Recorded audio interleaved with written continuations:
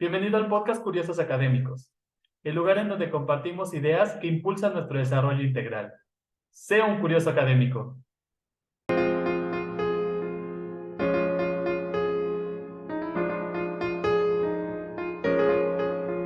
Cuando hablamos de ingeniería naval en México, rápidamente lo relacionamos con la Escuela Heroica Naval, con la Marina Mercante, y a pesar de que son áreas relacionadas con lo naval, cada una de estas aplicaciones son muy diferentes. La Escuela Heroica Naval, su formación es prácticamente militar. La formación de ellos es enfocada a los oficiales de mando de la Armada de México, donde tienen carreras como ingeniería en sistemas navales, ingeniería aeronaval, ingeniería de hidrografía, ingeniería en electrónica y comunicaciones navales e ingeniería en mecánica naval. De parte de la Escuela Marina Mercante, su educación es un poquito semimilitarizada. Ellos se enfocan en la formación de oficiales al mando de buques destinados al comercio de un país. Las carreras que ellos tienen son la de piloto naval, que es similar a la del ingeniero geógrafo e hidrógrafo, y la carrera de maquinista naval, que viene siendo el ingeniero mecánico naval. Pero hay una sección muy importante que es la sección civil, que es el área que casi no es conocida. Aquí se ubica la Universidad Veracruzana, el Tecnológico de Boca del Río, Tecnológico de Mazatlán, entre otras carreras afines como oceanografía, ciencias marítimas, entre otras. Y como mencioné anteriormente, a pesar de que todos pertenecemos al mismo ramo, o a la misma rama, más bien dicho, al final de cuentas, la aplicación de todas esas carreras es muy distinta y les voy a platicar un poco sobre eso. ¿Qué hace un ingeniero naval? Bueno, el ingeniero naval va dirigido principalmente a diseñar, planificar, construir, dar mantenimiento a embarcaciones y a cualquier tipo de artefacto flotante. Durante la formación académica, el ingeniero naval adquiere conocimientos sobre ingeniería, como física, cálculo, dibujo técnico, ciencia de los materiales, circuitos eléctricos. También vemos un poco de máquinas eléctricas, mecánica de fluidos, termodinámica, entre otros cursos de ingeniería, además de asignaturas un poco más enfocadas en nuestra área, como son teoría del buque, donde podemos ver vibraciones y temas un poquito más estructurales enfocados a artefactos flotantes, y sistemas de embarcaciones, hidrodinámica, donde podemos evaluar el comportamiento del océano y cómo éste afecta en la embarcación, desde un punto de vista en que el oleaje influye en cómo se va a comportar la embarcación estructuralmente, relacionado a las corrientes marinas, al viento y a las distintas condiciones climatológicas que pueda haber.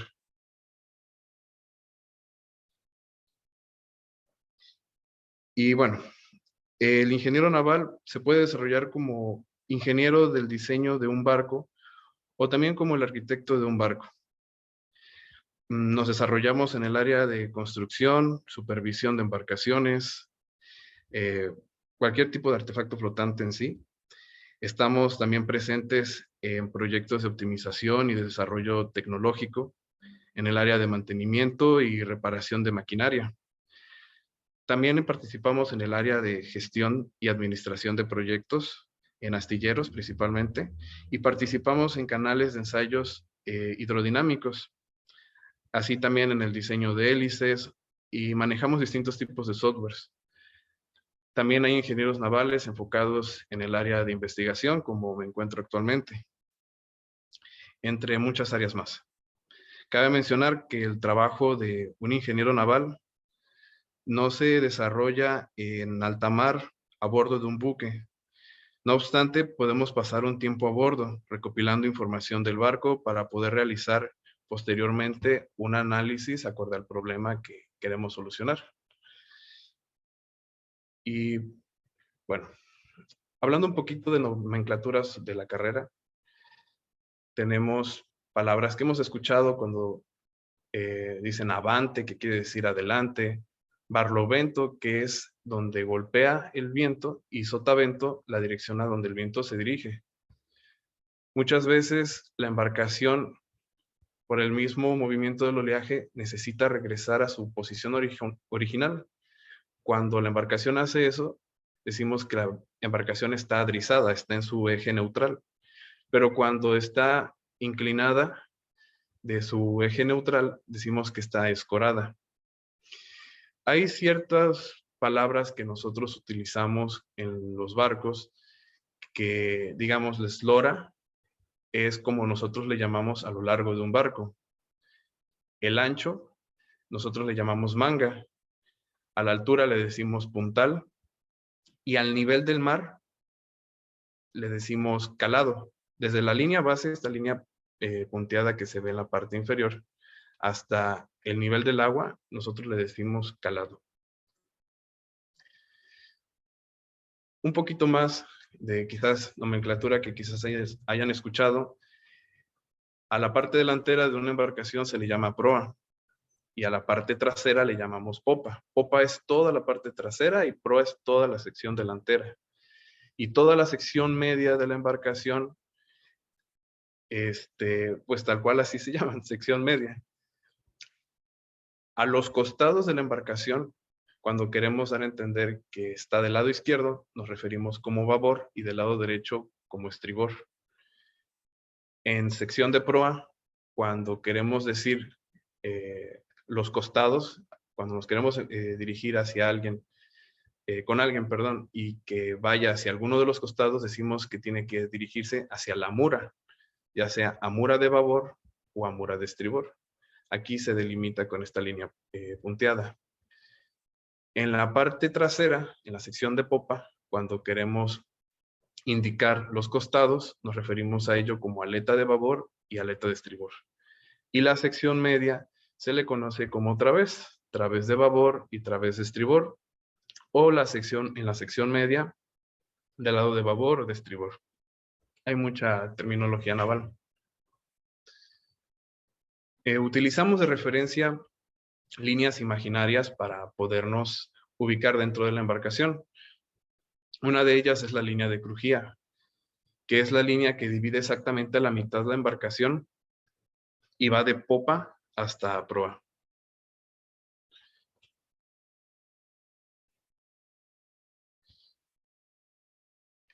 Y tenemos la línea de través, que divide igualmente la embarcación en dos, pero va de babor a estribor.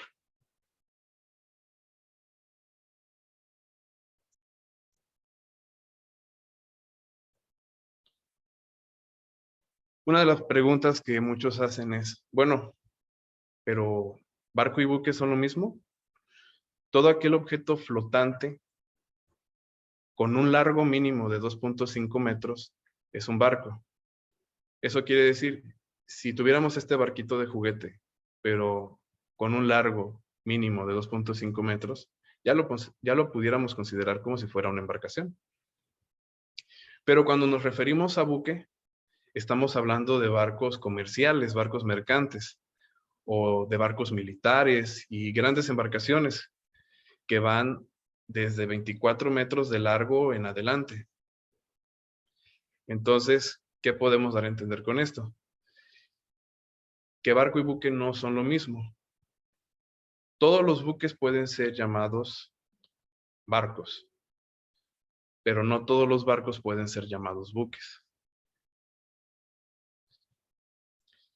Quiero compartirles un poquito de las experiencias que han tenido algunos de mis compañeros en el área naval, ya que es un área que no es muy conocida, entonces para que la conozcan un poquito más, le pedí a algunos de ellos si nos podían compartir un poco de su trabajo para tener una referencia más clara de lo que hacemos. Y bueno, en la primera foto, Zuli nos platica desde Panamá que su trabajo es coordinar todos los procesos técnicos, lo que es la parte eléctrica, mecánica, soldadura, también la logística, y participa en la compra de todo tipo de materiales y equipos que se requieren en la embarcación. En la segunda foto observamos un grupo de ingenieros que están llevando a cabo una maniobra de reparación en el puerto de Veracruz. César, el que está en el extremo derecho, nos comenta que su trabajo es parecido al de un project manager, que viene siendo un administrador de proyectos, en el cual, al igual que Zuli, coordina la logística y las actividades técnicas de la maniobra que se está llevando. Nos dice que muchas veces debe estar pendiente de las condiciones del clima. Esto porque tiene que saber con anticipación cuántas personas se van a requerir por día y a qué actividades las va a destinar en caso de que llueva. En la siguiente foto vemos a Gibram. Él nos escribe desde Ciudad del Carmen. Él forma parte del área de ventas de un taller de barcos. Nosotros al taller de barcos le nombramos astillero. Y la principal función que tiene Gibram es comerciar y promover los servicios que tiene su empresa. Así también él estudia las distintas posibilidades que pueden haber de negocios futuros. También nos platica que ha tenido el gusto de conocer muchas empresas y que su principal objetivo es cubrir y atender todos los requerimientos que le solicita el cliente. También nos dice que el ser ingeniero naval le permite tener una atención más adecuada con los clientes, así como un servicio especializado, ya que puede él tener una propuesta competitiva. En la siguiente imagen, Andrea nos cuenta que está estudiando una maestría en ingeniería ambiental en la UNAM, con el objetivo de desarrollar estrategias que prevengan, minimicen y también controlen los residuos peligrosos, así como las emisiones contaminantes que van a la atmósfera. Pero no nada más es eso, sino que ella se está enfocando en el proyecto que está viendo en el recinto portuario de Veracruz para poder anticipar toda la contaminación que puede provocar este proyecto, ya sea desde su operación hasta su ampliación, que es un proyecto a largo plazo que se está llevando actualmente. Jerónimo actualmente está en un proyecto de construcción de un buque. Él nos comenta que está en el departamento de alistamiento de sistemas. Desarrolla la ingeniería para toda la parte eléctrica de embarcaciones. Vemos cómo se ve, parece que es un motogenerador lo que tiene donde está él, y muy bonita imagen de Jerónimo que nos mandó desde allá. Tenemos también al ingeniero Soya. Él trabaja en una compañía marinera donde instalan sistemas de navegación. Nos platica que la mayoría de la gente con la que trabaja son ingenieros de distintas carreras y que lo indispensable en esa área es de que necesitan saber de electricidad. Y bueno, finalmente tenemos al ingeniero Tilio. Él nos escribe desde Tampico y nos comenta que se desenvuelve como superintendente de proyectos. Él es el encargado de llevar a cabo la gestión administrativa y técnica del proyecto de reparación, así también modificaciones de embarcaciones, conversiones, que es cuando la embarcación ya casi va a terminar su vida útil y hacen ciertas reparaciones para convertirla en otra y poderle seguir dando uso. Entonces, ese tipo de proyectos son muy buenos. También trabaja él en la construcción de artefactos navales y se mantiene como contacto o relación directa con el cliente. Él se enfoca en las relaciones comerciales y ese tipo de situaciones también. También nos dice que él trabaja en el proyecto desde el inicio hasta el final y que es coordinador de los trabajos que se llevan en el taller, como de acero, tubería, válvulas y bueno. Eso es un poquito de la experiencia de los compañeros y vamos a continuar un poquito sobre qué hace un ingeniero naval y cómo se modela una embarcación. Muchas veces nosotros tenemos, el ingeniero naval puede hacer un barco desde cero, pero basado en reglas. Entonces, lo que hacemos los ingenieros navales es basarnos en embarcaciones que ya existen. Esa es una práctica recomendada. Y basándonos de estas embarcaciones, podemos obtener los planos y poder diseñar la embarcación que nosotros queremos, pero con las medidas que a nosotros nos pide nuestro cliente. Pero para empezar a modelar una embarcación desde cero, necesitamos ubicarnos geométricamente. Entonces, no tenemos unos planos de referencia. Estos planos que dividen la embarcación como si fueran planos de agua o líneas de agua, planos longitudinales que van a lo largo de todo el barco, y planos de sección que divide la embarcación a lo ancho, o como dirían los niños, horizontalmente. Si nosotros utilizamos estos planos, por ejemplo, los planos de línea de agua, y paralelamente los ponemos uno sobre otro, esto nos va a dar las líneas de agua de la embarcación a diferentes calados, a diferentes niveles de agua. Así también las líneas longitudinales y también los planos de sección nos van a dar las estaciones, es como nosotros le llamamos a estas curvas. Al final y a cabo, el conjunto de las líneas de agua, las líneas longitudinales y las estaciones son llamadas líneas de trazado. Esto es como un boceto de lo que se va a diseñar. Posteriormente se lleva a un trabajo más formal y se realiza un plano de formas. Aquí ya tiene que coincidir las líneas que habíamos visto anteriormente, que son las longitudinales. Los planos de agua tienen que coincidir a lo largo de toda la embarcación y la altura tiene que coincidir con la misma altura de las estaciones. Al final todo tiene que encajar. Entonces ya es un trabajo un poco más técnico. Pero no nada más se puede modelar un barco de esa forma. Muchas veces en la práctica a los ingenieros navales nos otorgan una cartilla de trazado. Esta cartilla contiene todas las coordenadas que describen los puntos de cada curva. Esto fue un trabajo manual que hice solo para representación gráfica, en el cual todos estos puntos se observan en esta gráfica. Igualmente, esos son planos 2D. Aquí vemos las líneas de agua o planos de agua. Y acá vemos todas las secciones transversales que tiene la embarcación. Vamos a hablar un poquito más técnico. Cuando escuchamos hablar del timón, rápido decimos, el timón es el volante que maneja el capitán del barco. Y la verdad es que el timón es todo el sistema que le da la dirección y maniobrabilidad al capitán. Al volante que tiene el capitán se le llama rueda. La caña, esto es como si fuera el sistema de una lancha. Y la caña es lo que le va a dar dirección a la mecha, que es el tubo que pasa por aquí, y la limera, que es la tubería que contiene a la mecha.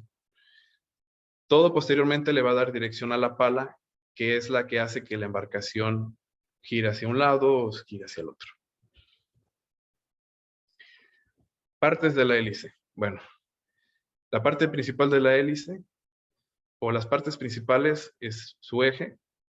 Tiene un núcleo, un capacete que impide que salga el lubricante que pueda tener el eje, así como también no permite que entre agua y que averíe el eje.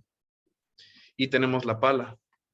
La pala o palas son las piezas que hacen o que provocan el giro de empuje de la embarcación. Las hélices se pueden clasificar por el número de palas, por su forma y material de construcción, o también según su sistema de propulsión. Si nos vamos al tipo de propulsión, tenemos distintos tipos de hélices, pero adivinen qué, la primera no es una hélice, pero por su sistema de propulsión la quisimos clasificar aquí, como los sistemas tipo waterjet, que expulsan el agua de forma como si fuera una bomba, y se utilizan principalmente en artefactos navales de altas velocidades.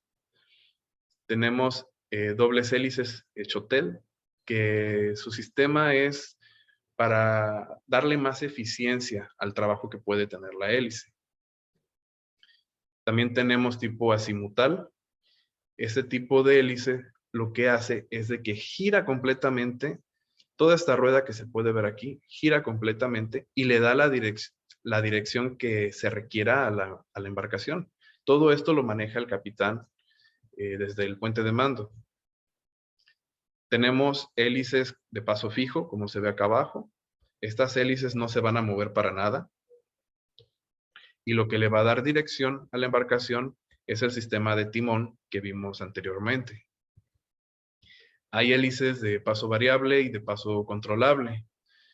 Las hélices de paso variable son las que tienen palas, pero a distintos ángulos de ataque. Esto es porque le da mayor eficiencia al avance que va a tener la embarcación. Y las de paso controlable son hélices que el capitán modifica y a su conveniencia va girando cada una de las palas. De hecho, si se alcanza a lograr a ver, aquí se ve un pequeño círculo que es el eje donde va a rotar la pala. También tenemos hélice con sistema de tobera, que la función de esta tobera es darle a la hélice, enfocar todo el empuje que va a provocar para darle un mayor avance a la embarcación. Si recuerdan, en la escuela muchas veces tomamos una cartulina y no es lo mismo gritar abiertamente que por una cartulina y todas las ondas se concentran en ese punto. Lo mismo pasa acá. Todo se concentra en ese punto y sale con mucho más fuerza. Entonces, al ejercer un movimiento del agua, expulsarla hacia un lado, tiene que haber una fuerza contraria. Y eso va a hacer que la embarcación avance. Tenemos distintos tipos de embarcaciones. Estas son embarcaciones comerciales. Tenemos bulk carrier, embarcaciones que van enfocadas a, bueno, esos son graneleros en español. Cualquier tipo de carga a granel son las que manejan. Buques de carga general, portacontenedores. También tenemos embarcaciones tipo Ro-Ro que manejan todo tipo de carga rodada, como son los vehículos. Esta embarcación, que en español es cargador de autos, es un tipo de Ro-Ro, es una embarcación especializada para puras embarcaciones de este tipo de carros. Hay embarcaciones frigoríficas o refrigeradas que transportan principalmente pescados y cuestión de alimentos. Buques tanqueros LPG que contienen gases. Hay embarcaciones dedicadas a productos petroleros, productos del petróleo, aceites. Estas embarcaciones se encargan de almacenar y de transportar el crudo y las podemos ver incluso en el puerto de Veracruz. Estos barcos van a Houston y regresan en cuestión de 4 días, me parece. 3 a 4 días. Hacen el viaje. Una disculpa.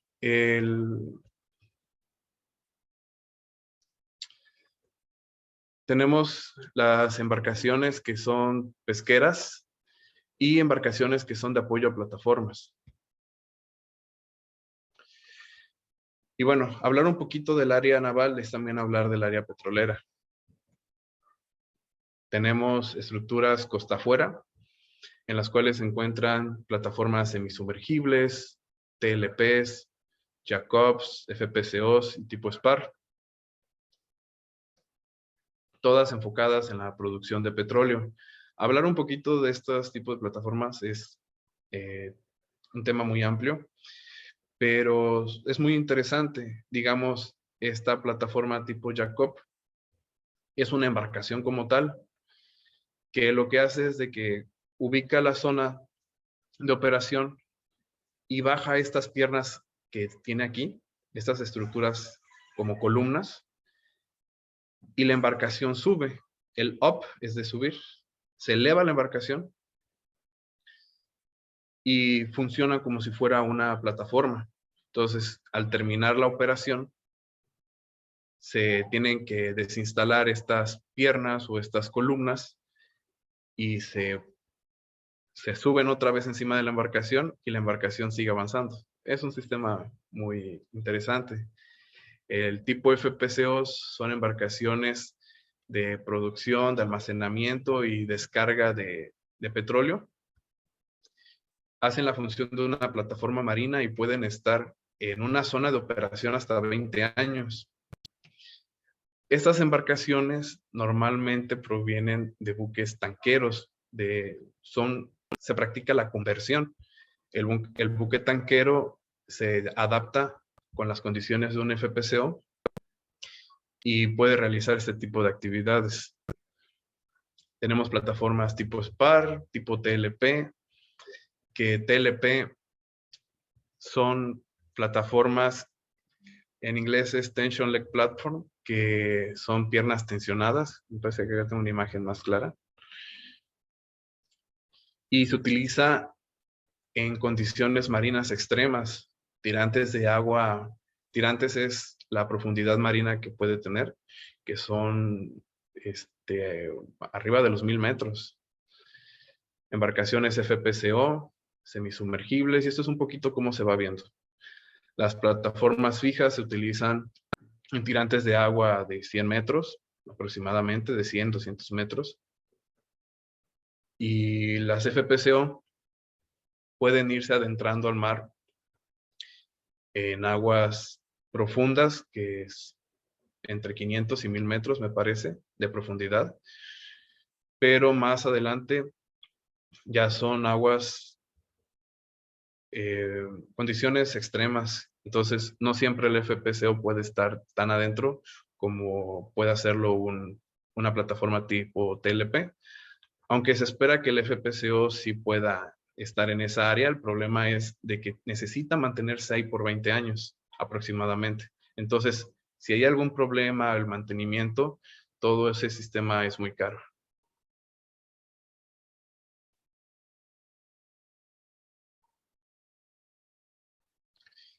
Y bueno, adentrándonos un poquito sobre por qué flotan los barcos, esto lo describe el principio de Arquímedes, donde dice que todo cuerpo sumergido en un líquido recibe un empuje o fuerza que lo impulsa hacia arriba.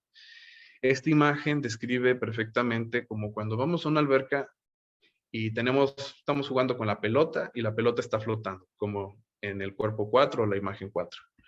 Y la pelota está flotando como si nada y vemos que la flotabilidad o ese empuje que tiene el mar debido al peso de la pelota es muy poco. Pero cuando nosotros la pelota la sumergimos y la sumergimos y la vamos sumergiendo más, ¿qué pasa? Que cuando soltamos la pelota, le dejamos de aplicar esa presión, la pelota sale disparada hacia arriba y es porque ya no se encuentra en ese equilibrio de flotabilidad.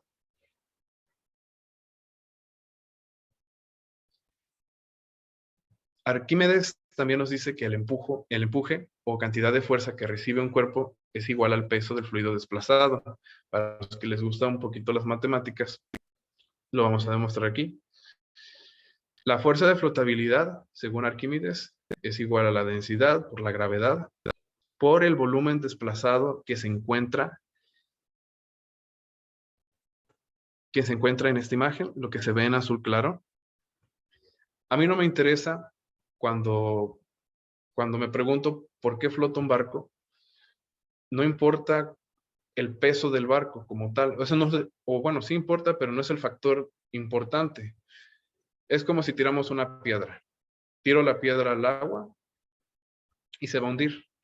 Pero si pongo la piedra arriba de un barco, el barco pesa mucho más y el barco no se hunde.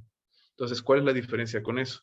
A mí lo que me importa es el agua que se va a desplazar, el agua que ocupa el barco o el agua que ocupa la piedra dentro del fluido. Entonces, esta fuerza de empuje que va a tener la embarcación es igual al peso de todo este fluido desplazado. Si yo quito la embarcación, otra vez va a entrar el agua a este nivel. Se va a volver a cubrir esta área. Lo que hace la embarcación es desplazar el agua cuando se asienta. Entonces, aplicando un poquito de matemáticas, la densidad es igual a kilogramos sobre metro cúbico, la aceleración de la gravedad es metro sobre segundo al cuadrado, y el volumen se describe como metro cúbico. Así también la fuerza la podemos describir con newtons. Entonces, si hacemos el despeje respectivo, obtenemos valores de kilogramos, que son unidades de masa, y tenemos la gravedad. Si multiplicamos la masa por la gravedad, obtenemos el peso. Y el peso es una fuerza. Entonces, al final estamos comparando fuerza con fuerza, newtons con newtons, o pueden ser libras-masas o otras unidades de otros sistemas que se requieran, ¿no? Pero al final lo importante es que estamos comparando peso con fuerza y fuerza de flotabilidad con peso. La fuerza de flotabilidad es la fuerza que va hacia arriba y el peso es la fuerza que va hacia abajo. Entonces, al final se busca un equilibrio. Y bueno, recordando que este empuje que nos da el sumergir un cuerpo, no depende del material del que esté hecho el barco, sino del volumen que ocupa, sino del volumen que ocupa un lugar en el líquido, como mencioné anteriormente. Entonces, en conclusión, si es mayor el peso del líquido desplazado, ¿qué hace la embarcación? Flota. Pero si el peso de todo el barco es mayor que el volumen que va a desplazar, entonces este se hunde. ¿Quieres participar como ponente en nuestro podcast? Visita educomplexus.com para más información. Recuerda unirte a nuestra comunidad de aprendizaje @curiososacadémicos en Facebook y Telegram. Educomplexus, tu guía de aprendizaje.